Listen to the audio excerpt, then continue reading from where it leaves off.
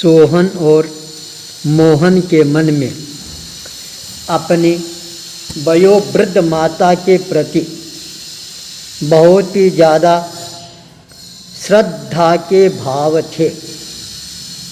माता की सेवा करना उन्होंने अपना जीवन मंत्र बना लिया था।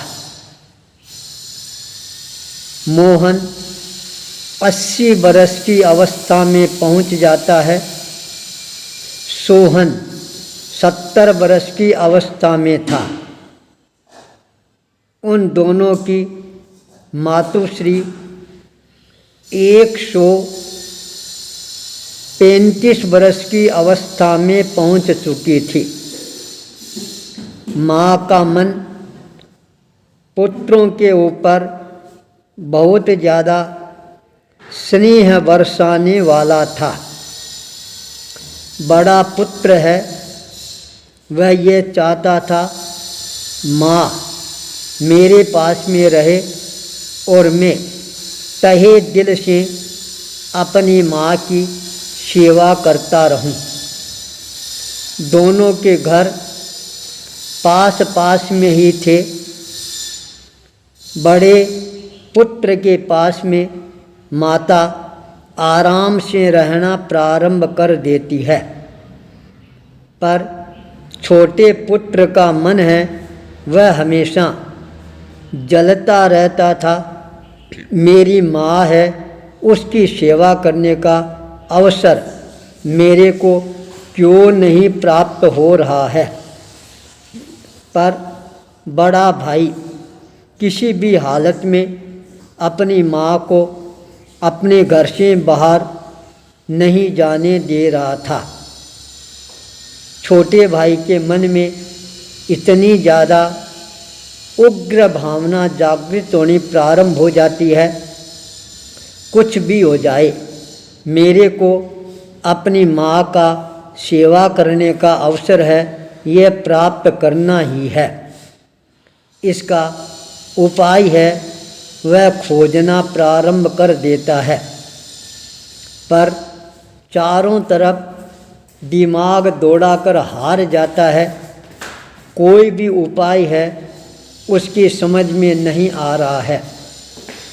अचानक एक बार वह सड़क के माध्यम से प्रातःकाल के समय परिभ्रमण करने के लिए जा रहा था। जब वापिस अपने घर की तरफ लौटना प्रारंभ करता है, अचानक उसकी नज़र है सामने की तरफ चली जाती है। वहाँ पर लिखा हुआ था न्यायालय। यह शब्द पढ़ते ही उसके दिमाग के अंदर एक भावना उभर कर सामने आती है, यदि मेरे को कोई न्याय दिलाने वाला हो सकता है तो यह न्यायालय ही हो सकता है। क्यों नहीं मैं अपने बड़े भाई के विरोध के अंदर एक याचिका है वह न्यायालय के अंदर न्यायाधीश के सामने प्रस्तुत कर दूं। शायद न्यायाधीश मेरे पक्ष में फैसला सुना देती हैं तो मेरे को अपनी माँ का सेवा करने का जो स्वप्न है वह स्वप्न साकार करने का अवसर है प्राप्त हो सकता है। उसने तत्काल में आनन फानन में न्यायालय के अंदर दरखास्त देने में किंचित मात्र भी देरी नहीं लगाई। जब यह केस न्यायालय में पहुंचता है, केस की सुनवाई करने वाला न्यायाधीश जब उस याचिका को देखता है, उसका दिमाग है वह चकराना प्रारंभ कर देता है। ये क्या, अपनी माँ की सेवा करने के लिए ये याचिका प्रस्तुत की गई है। वर्तमान परिवेश में तो अपने माता पिता की सेवा करने वाले कोई नहीं मिलते हैं। उनके लिए भरण पोषण की व्यवस्था है वह भी बहुत ही ज़्यादा मुश्किल होती है, उसके लिए तो न्यायालय के अंदर अनेकों प्रकार की फरियादें हैं, वो आती रहती है। पर सेवा करने के लिए फरियाद आना यह तो अपने आप के अंदर एक बहुत ही चमत्कारपूर्ण घटना है। न्यायाधीश ने तत्काल उस याचिका को ग्रहण करते हुए बड़े भाई को आदेश प्रदान किया, न्यायालय के अंदर उपस्थित होकर अपनी स्थिति स्पष्ट करने का प्रयास करे। बड़ा भाई 80 वर्ष की अवस्था में न्यायाधीश के उस आदेश का पालन करने के लिए न्यायालय के अंदर उपस्थित होता है। जब इस तरह की याचिका आती है तो बड़े बड़े लोगों के दिल और दिमाग है, उनमें भी एक नई चेतना जागृत होनी प्रारंभ हो जाती है। सबके मन में एक ही विचार था, न्यायाधीश है, अब क्या फैसला करते हैं। वकीलों से न्यायालय ठसाठस भर जाता है। जब छोटा भाई न्यायाधीश के सामने खड़ा होता है और निवेदन करता है, मेरे बड़े भाई को सेवा करते हुए 40 वर्षों का समय हो गया है। 40 वर्षता में यह मेरी माँ की सेवा करना प्रारंभ की थी और आज यह 80 वर्ष की अवस्था में पहुँच गया है।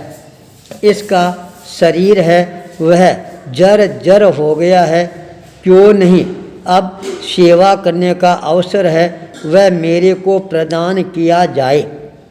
छोटे भाई ने जब अपनी बात बहुत ही मजबूती के साथ में प्रस्तुत की, तब बड़े भाई ने कहा, क्यों, क्या बात है, मैं अपनी माँ की सेवा कर रहा हूँ, स्वर्ग जैसा मेरा घर बन गया है, इस घर को नरक के अंदर क्यों बदला जा रहा है।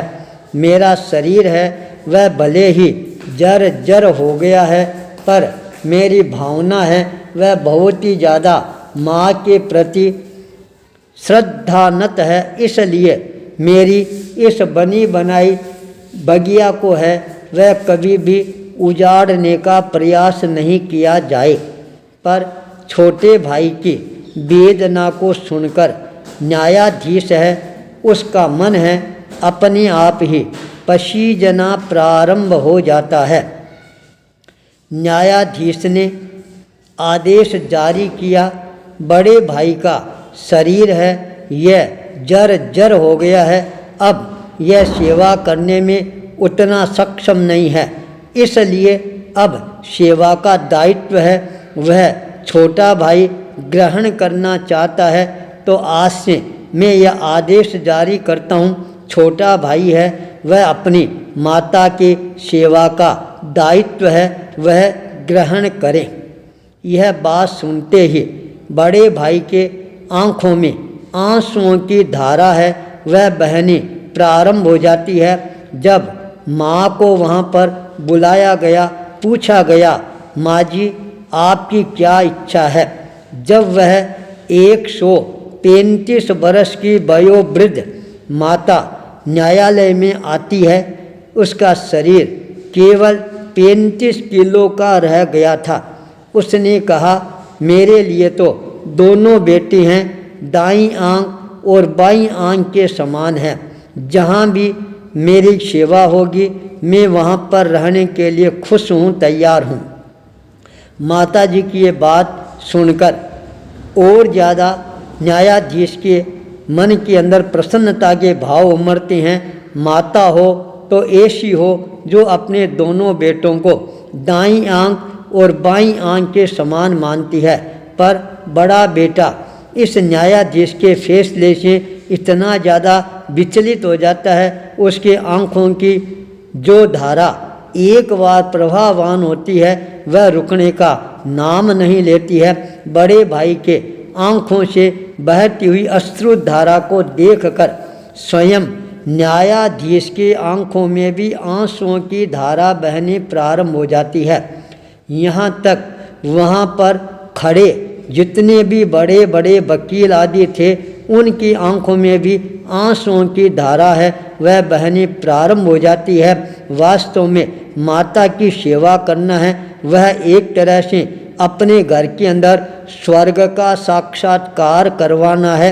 यह साक्षात्कार जो व्यक्ति करता है वह अपने आप में भाग्यशाली होता है, इसलिए सेवा स्वर्ग के समान होती है। आचार्य भूपेंद्र।